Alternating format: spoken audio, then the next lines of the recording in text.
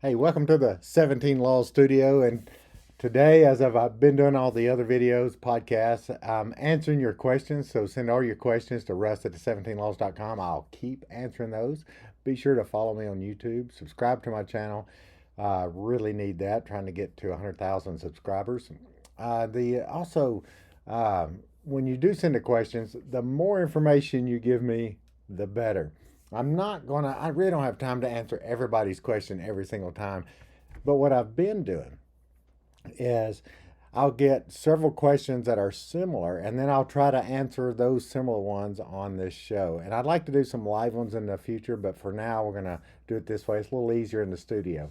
So I'm just going to jump right in with the questions because that's why you tuned in here, to make it a little more interesting. So today, I've got several. I always get questions about children. Are they obeying or not obeying? And so one of the questions is, my children will not do anything I ask them to do. That's one, and it goes in a little more detail. Next one is my 14-year-old snuck out of the bedroom this past weekend. I'm going to talk about that. And my kids are always on the phone and they won't interact with the rest of the family. And so that's another one. I want to touch on all three of those today. And if I have time, I've got some more I could chat about. So jumping right in, the first one says, "My children will not do anything I ask them. They are the ages 7, 11, and 14, and it's wearing me out. My husband works long hours, so it's basically all on me. I'm losing my mind. I need some help." So basically, the tail's wagging the dog, right? Or, there's a lot of other ways you could put that. But the kids are in control, and it's probably wreaking havoc on her because she's probably worn out. She probably has no energy for her husband. Now I know he works long hours. I don't know if that means like every day, or if he works, he does that, or if he's traveling, or whatever the case may be. But since he works long hours, so I'm assuming he's not traveling. I don't know why I should assume that, but that's what I'm going to assume. And that's why when I mentioned a while ago, if you'll send me as much information as possible, it'll help. Because so many times people will say, "Yeah, but you don't."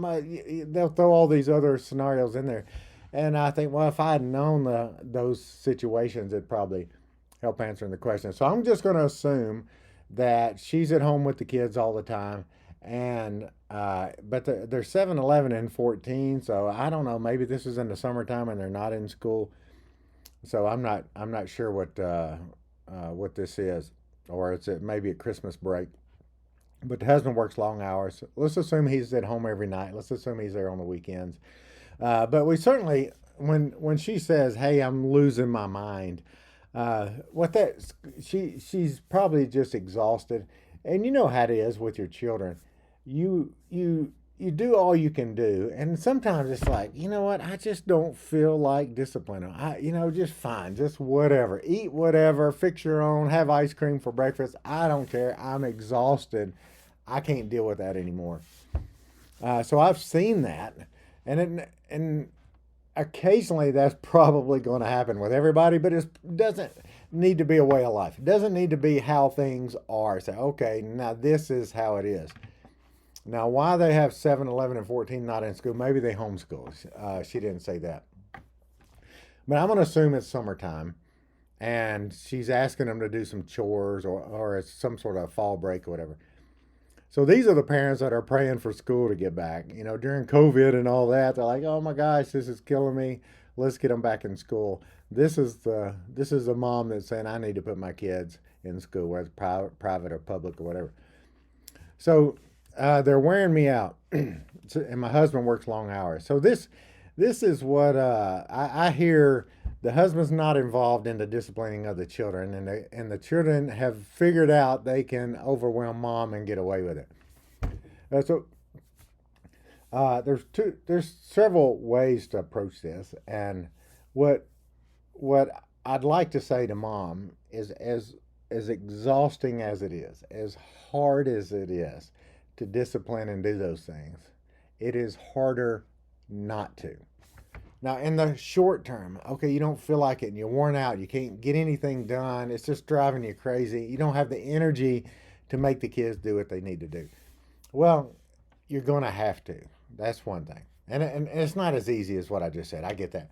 And I'll touch on it in just a minute. These are just my suggestions. You can do what you want to. Uh, but I do know if you can roll up your sleeves and figure out maybe if you have to drink some caffeine or whatever and get enough energy and make the kids do what they need to do, um, it'll be easier in the long run. Now, see, here's what I find about disciplining children. They already like every single time a parent comes to me and says, "I can't get my children to mind." Well, and I always say, "Well, that's not true. They mind all the time. They just know when to mind, and they know when they don't have to." For example, they can't go punch their school teacher in the nose. They know because there are consequences to that, right? So they do mind. They don't do that. Do they? Are they out there robbing convenience stores? Well, let's hope not. Well, they know there's consequences to that. What they figured out though, there are no consequences to driving mom crazy. They figured out that if we just act crazy enough and whine enough and do this, we'll pretty much get whatever we want.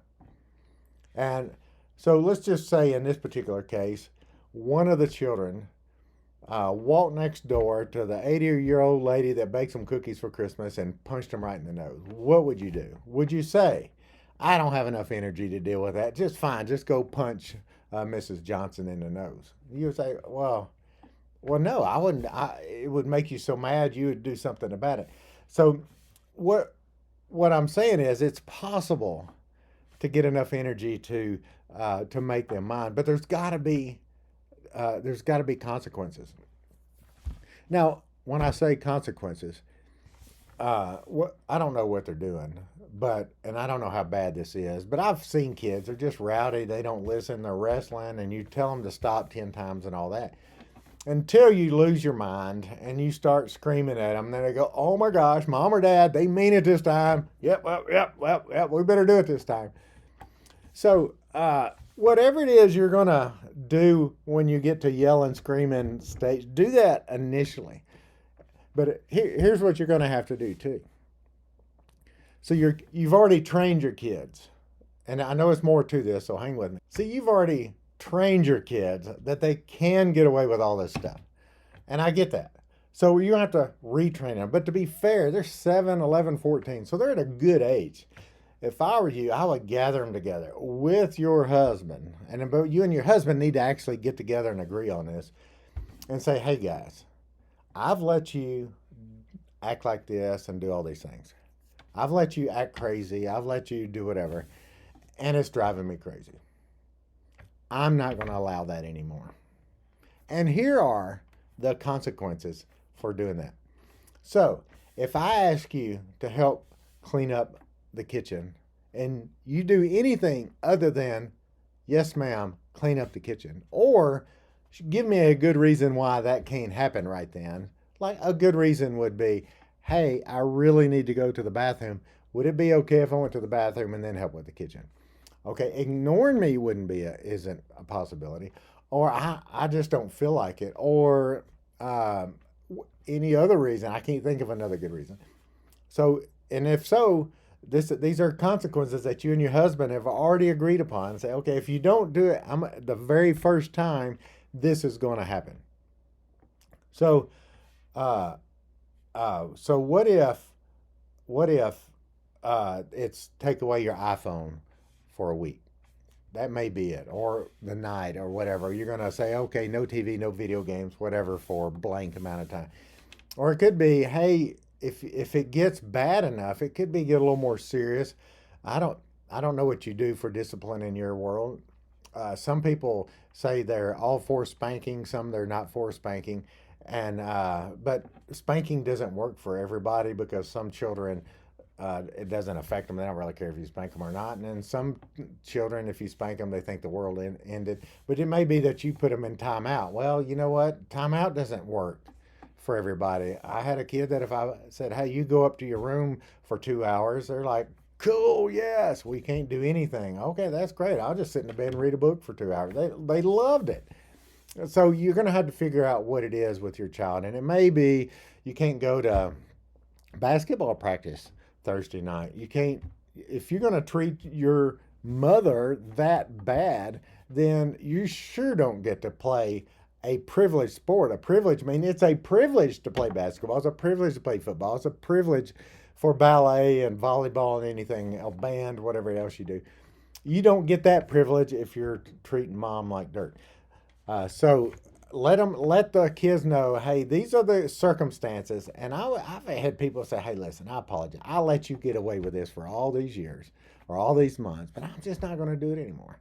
And now I'm expecting you to take care of this. And so I've actually had to do that with my own children and say, hey, I've let it happen. It's on me. So I'm giving you a heads up. It's not going to happen anymore.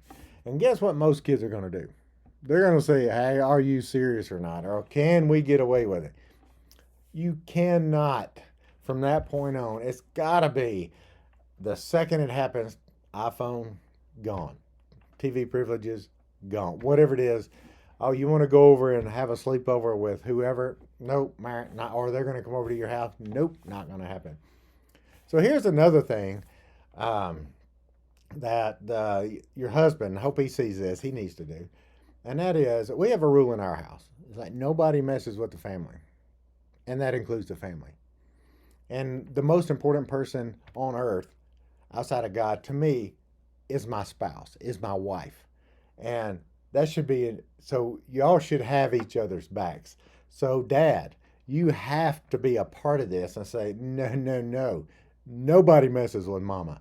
You mess with mama, even worse things happen. And you need to have it to where, oh, you just wait till dad. Well, if you have it to where, well, you wait till dad gets home. No, it needs to be bad before dad gets home. It should be bad before dad gets home. But if when dad comes home, it's like, oh my gosh, it's going to be worse. So when you have the conversation with the kids, and say from now on, if y'all are throwing food and you're fighting and you're fussing and you're wrestling, I'm asking you to quit. I tell you to go take a bath. I tell you to go take a shower. I tell you to finish your homework or go start your homework, and you don't do those things. This is going to happen. And if I have to tell you again, this, and when Dad gets home, this.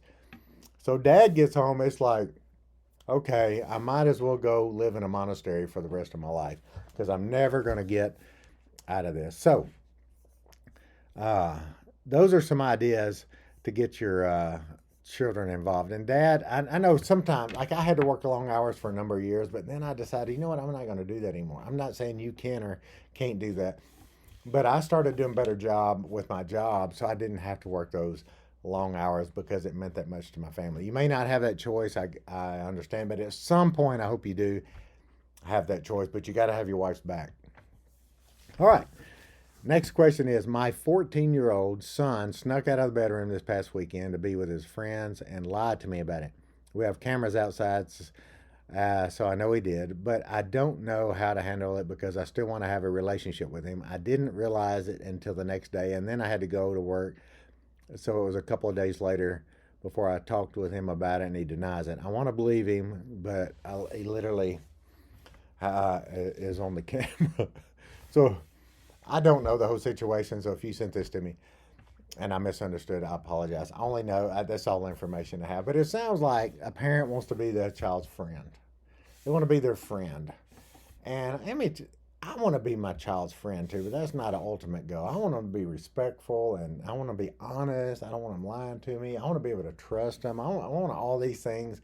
And if we can still be friends after all those things, and they're going to learn to respect authority, they're going to learn discipline, and all those things that you want in your child, loving, giving, caring, whatever the case may be. But at the end of the day, if I can get all those and I'm still not their friend, I can live with that. But if the being their friend is the number one goal, and then okay, so he lied to me, so he snuck out, so he did this. Well, that's just not possible. So here's the thing: the kid snuck out, and he's 14. Now, if we say around our house, there's nothing good happens after midnight. I mean, if you're out past midnight, you shouldn't be.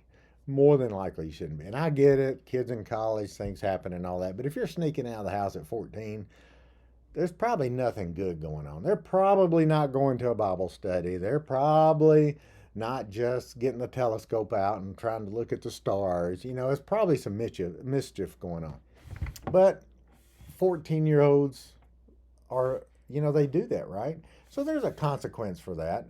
A lot of it has to do with the relationship with your child. Like, I've got a really good relationship with my children, and I think if they snuck out and I really quizzed them really hard, I'd probably get the truth out of them. So hopefully you could get the truth. But in this case, he's lying. So in my whole world of, do you get an iPhone?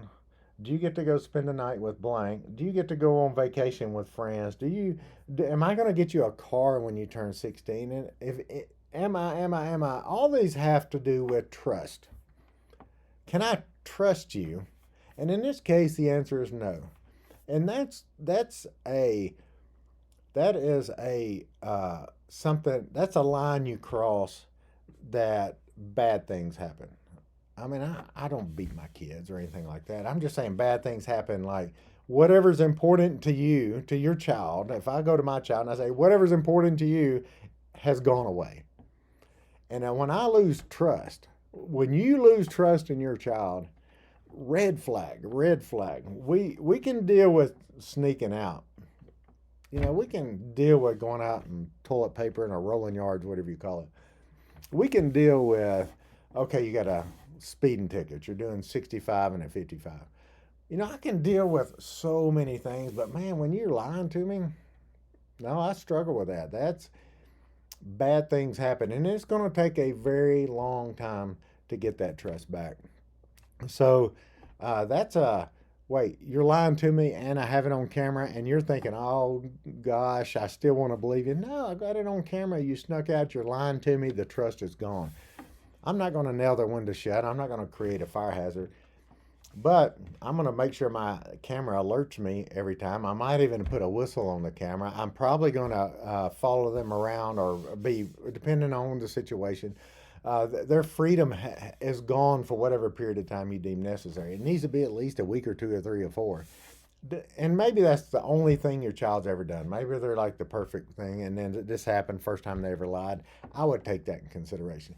But when they're lying to me, oh my gosh, bad things are going to happen. I can't handle the lying. I can handle a lot of things, not that. In fact, I expect the mischief out of a 14-year-old person. They're gonna act crazy sometimes. They're gonna do some things. That's just life. That's the lack of frontal lobe development of a 14-year-old, right? But the lying, not a thing. You need to bring down the wrath. Now, this doesn't say if this is a male or a female, a mom or dad, but the parents, y'all need, if assuming you're together, you need to get on the same page and say, okay, we're going to make this punishment really, really, really hard that you'll never want to do it again, and you got to stick to it. If you lay down the law on Monday and by Thursday it's like, oh, well, honey, no, you can't do that. You can't do that. Now, let's just suppose that he snuck out and he got caught and he said, I'm so sorry. Yeah, I went over to my girlfriend's house. I shouldn't have. She snuck out. We didn't do anything that, we kept our clothes on, but nothing happened like that. We just decided to do it. First time it's ever happened. It'll never happen again. I am so sorry. That's probably, hey, you might be grounded for a week, or I might say, here's extra chores. There may be some things, but I can't handle the line. So you got to deal with it. Deal with it harsh. Deal with it immediately, and do it right now. All right. Here's another question. My kids always are on their phone and won't interact with the rest of the family. This is the dinner table, car rides, and you name it. What's the best way to teach them about family? Well, you've already taught them what's important to you, and you've already let them know that, hey, it's okay to be on your phone. And so you are teaching them what family means to you, but you're expecting your children to think like an adult. You're like you're an adult. So now you grew up as a teenager, and then you were and now you're at an age where, you know what?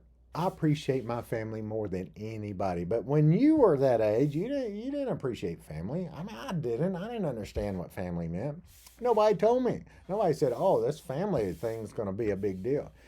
Now, my children, I would sit down with my children dozens and dozens of times. We would have family night, no phones. We would do, for example, we really would every week. Sunday we'd schedule family night, and we'd watch a movie, play games, whatever.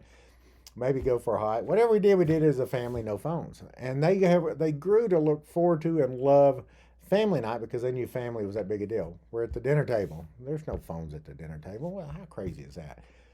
So, and I would tell our children, hey, the older you get, the more you're going to realize that your siblings probably going to be your best friends in the world. That's no matter what happens in your world, you're going to get to a point, and the people are going to be there most for you will be your family. I promise you that, and that has proven true so many times. But in this case, they've not shared that information. So to think your child is going to comprehend what family is and all that by osmosis, or you just wish they would stop, or if you're going, oh, I wish you'd just put that phone down. Well, they're like, well, this is I'm not. We're not talking. We're not doing anything else. I might as well be on the phone, right? That's why you got to. Hey, gather them together and say, hey, from now on, if we're at the dinner table, we're doing this, no phones. But if dad is on the phone the whole time and mom's texting the whole time and constantly, if you have a job and you're on call a lot, like I am, sometimes I don't really have a choice. But generally speaking, I don't answer the phone unless it's emergency. So I'll keep the phone away from whatever I'm doing. But so y'all got to be an example. So when you're together in a car, you can't be on your phone texting if you expect them to do that because they probably have seen you do that as well. And you know how it is. Like mom might be texting or doing this on the phone, and then all of a sudden they put it down. Oh, everybody get off your phone. Get off your phone. Well, you were on your phone. That's not how it's going to be. So sit everybody down and say, hey, from now on, this is what family should be like. I apologize. I didn't do a very good job being an example. I'm going to get off my phone. But we're at the dinner table. We're on car rides. We're actually going to talk and visit as a family. We spend too much time away from each other as a family with school and basketball, band, volleyball, chess club, robotics, whatever it is that you're into, ballet, you name it. We spend way too much there. But so when we are together, we're going to be together.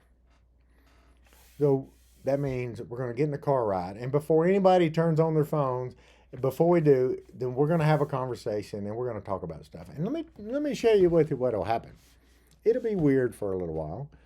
You're going to be at the dinner table and maybe no one's talking, but then over time you'll see somebody open up, and somebody will say, "You know what happened to me at school today? Hey, I met this really cool guy from wherever, and or girl, or hey, man, you know what I learned in science today? I learned that blah blah blah."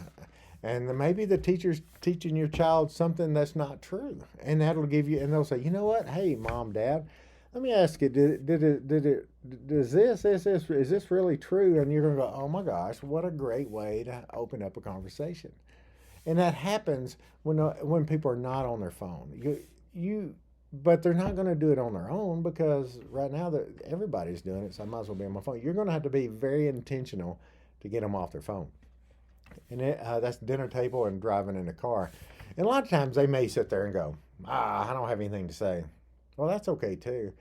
But if you start asking questions and talking over time, they'll realize, okay, golly, mom and dad's serious about this, so I might as well talk and share and have a good conversation. Reason it may take a while is because a lot of times families do not spend enough time with their children, and they wonder why their children are like they are. They say, I wish my children were more like me, but then again, I'm never around them to influence them. They're either going somewhere else or they're on the phone or whatever. So this is your opportunity to do that.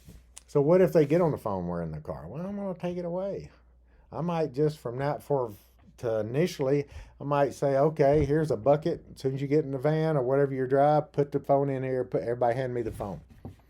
Maybe we'll get to the dinner table. All the phones stay in the other room. It'll take a little while, but over time, you'll have some of the coolest, most special conversations that you could have never had otherwise. You will grow closer as a family. You'll go closer to your friend, as friends, and a personal level to your children. Not again, I mentioned earlier, I'm not trying to be their friend. I want to be their mentor. I want to be all these other things for them. But when you get on that personal relationship, and that's because they're not on the phone, and you've had these, over the course of a year, you've had 1,000 maybe times of conversation between the car and dinner table or wherever you are, or waiting in line at whatever. Then all of a sudden something really rough happens, and you've got a relationship with your children, and you can talk to them about this, and they're coming to you with, "Hey, this boy said this or this girl said this. What do you think, mom or dad?" And it's like, wow, isn't that cool that your kids are coming to you asking you because you've got a good relationship with them. Or see, somebody's gonna be their go-to person. Do you want it to be the person on the other end of the phone? Do you want it to be somebody other than you? No, I want it to be you. But on the phones, you're just going to have to say, "Hey, no phone." But explain to them why no phones, and say, "Hey, this is why the family's more important." They may not believe you, but at the end of the day, we're still going to not have phones at the table. You're just going to have to make that happen. Well, I hope this helps. I love talking about kids and discipline, and there's so much going on with that. I've got an entire series on discipline. I think I'm gonna. I had it as something I was part of a package you could get, but I think I'm just gonna post it here in the near future on on YouTube or Spotify or Apple, and just give it to you because I think discipline and children. When you have children who are not disciplined and they're running havoc, that you're driving the mom and dad crazy. But when you do that, the mom and dad have no energy for each other, and it just drives wedges. And then it is hard to give your husband or your wife the attention and the love and the everything else that you want to give your spouse that you dreamed about when you were walking down the aisle getting married. All that you wanted to give your spouse, you just don't have the energy for it when your children are basically menaces. And plus, who wants to be around your children when they don't mind and are acting crazy? But the good thing is you can fix all this. It's very fixable. They're already disciplined. They already know how to obey. You just have to tell them where that is moving forward. I hope this helps. uh, when you get a chance, again, subscribe to me on YouTube. Interact with me on there. Ask me questions and all that. And I'm on all the other social media too. Follow me there. And I hope this helps.